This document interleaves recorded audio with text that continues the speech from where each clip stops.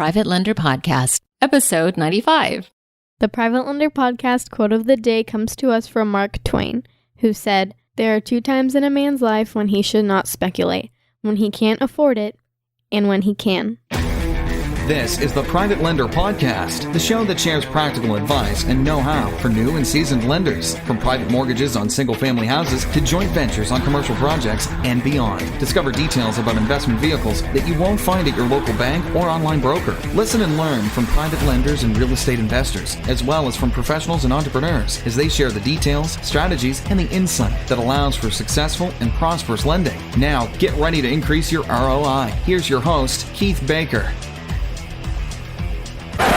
Hey, and greetings from the energy capital of the world, Houston, Texas, and welcome to the Private Lender Podcast, the only podcast dedicated to helping you mitigate risk while being a successful private lender to other real estate investors. My name is Keith Baker, and you are listening to episode number 95. Listen, if you're looking for practical tips and advice on being a successful private lender and building wealth without banks or Wall Street, then you're in the right place. But if you want to learn from my mistakes so that you can avoid them, well, then pull up a chair and pour yourself a stiff drink, my friend, because this podcast is for you. Today's episode is a bit of a Sunday sermon because it is Sunday, and I totally stole that from Andy Frisella, MFCEO Project, and now he's got a new podcast called Real AF, Do the Math. Great podcast, though. I do enjoy it. However, today's Sunday sermon, or actually it's really a confession or confessional, and I'm not even Catholic, but while I have been driven, but also extremely fortunate to have learned how to generate a decent amount of money, of income, and how to play offense in the money game fairly well. I mean, I'm not rich by any means, but I've done better than I thought I would with a philosophy degree. Let me just put it to you that way. Okay? All right, fair enough. One area that I have completely lacked in, there's 2 areas. One is money defense, financial defense. I just can't seem to put all my fingers in the holes in the dike. You know what I mean? And the water just keeps coming out. And I got to say, this divorce thing has really been kind of a jacked up blessing in disguise, but it's really gotten me to look around and go, oh, yeah, I need to get my head out of my ass and get things going. So I previously admitted on this podcast that, my truck was repossessed while my ex-wife was 3 months pregnant with our first child. And now that as we move towards the future with this divorce, we often talk about the past and try to figure out where, things went wrong, so to speak. And, from these conversations that we've been having, I just want to provide you some unsolicited advice, to say the least. And whatever your significant other is, and like this is, January 2020, we're beyond the binary thing, I think. So I'm not here to make any political statements, but whoever it is that you decide to spend your life with or to spend your time with, above all else, the only thing I can really beg and ask of you out there is that please, please, please make sure that you and your significant other are aligned on the subject of money. And it goes beyond just, spend less than you earn. Do both of you tithe? Do you both save for a potential bleak future? Do you have an emergency fund ready to go? Can you both afford to drive a BMW but choose to drive a Mazda or a Honda for the economic benefits, and then take the savings by driving the lesser status symbol car? Can you take those savings and put them into income generating assets to where you can buy a Mercedes or BMW for cash in the future?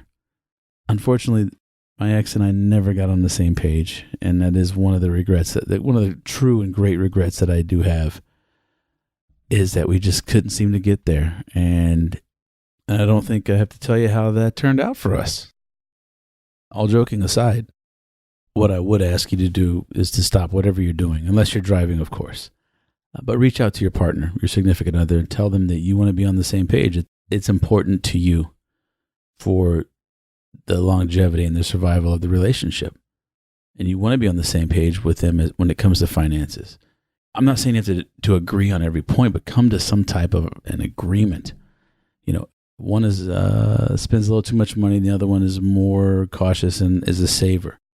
Then come to an agreement that anything under $100 once a week doesn't require the notice of the other one. Anything or whatever, 100, 200, whatever the $50, whatever your criteria in your life allows for, just get on the same page with your partner.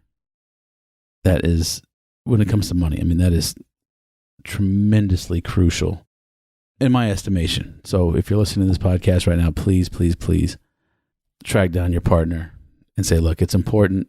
We don't have to figure it out right now, but just let them know it's important. You want to get it done and make it a SMART goal. Make it specific, make it time bound, and make sure that you both do it quickly and can at least start moving towards that same page. You don't have to get on it right away, but at least move towards it. You'll be much happier in the long run. Trust me on that. All right. So why do I mention all this? Well, because quite simply, I am a firm believer that when it comes to money, people get real funny. And I'm not here to tell you how to make $1 million or become rich or do little work. This is a podcast to try to educate how to invest, how to make your money work for you. However, because I've been fortunate enough to have been able to have a decent offense and my defense sucks, I have joined the Dave Ramsey Baby Steppers Facebook group because, let's be honest, it's time to put the big boy pants on and do what needs to be done, whether I like it or not. So I bring this up on this episode, which has nothing to do with private lending, but everything to do with taking responsibility for where it is that you are. And I'm taking responsibility for where it is that I am at this moment. And divorce be damned. Excuses be damned. I've listed out all my debts in order of balance and monthly payment. I'm going to knock that shit down baby step wise. Actually, my mom taught me this years ago before I even knew about who Dave Ramsey was. And it's funny how eerily similar their methodologies are, but that's what I'm doing.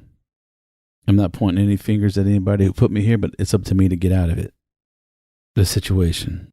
So if it's meant to be, it's up to me.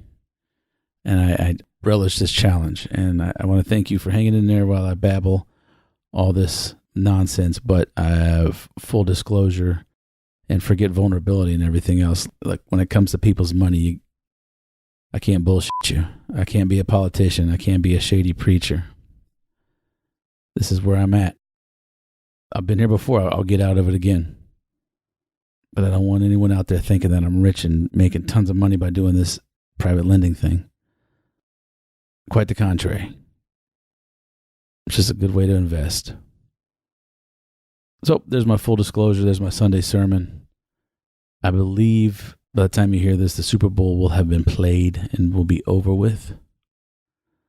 And I was going to say, I hope your team won, but I really don't care. I know who I'm rooting for. Anyway, I digress. I'm going to bring this down to a close, and I'm going to beg you. This is straight up beg you. Please go over to iTunes. Go to Google Podcasts. Please leave a rating and review, an honest one. I'd love a 5 stars and a raving review, but just give me your honest opinion. And this episode is not the greatest. It's a little bit late at night. I am a little tired. But straight up, I don't need 5 stars. I just give me an honest opinion so I can get it out there. I can get this out there. Put it into the ears of other people just like you and me. People who want to make money without banks for Wall Street and don't want to give those guys those huge bonuses, but invest in our backyard and help, one property at a time. So please go to the show notes, privatelenderpodcast.com. This will be episode number 95. For more information, links to my social media, Facebook, Twitter, Instagram, LinkedIn, and my new favorite, TikTok, because it embarrasses the crap out of my kids. I'll be doing probably some more of that here pretty soon. But anyway, I'm going to wish you all the best and, of course, prosperous and safe and happy private lending. I'll catch you on the next episode. Take care. Thanks so much for listening to this episode of Private Lender Podcast with your host, Keith Baker. For more great content and to stay up to date, visit privatelenderpodcast.com. If you enjoyed today's episode, please rate and review, and we'll catch you next time.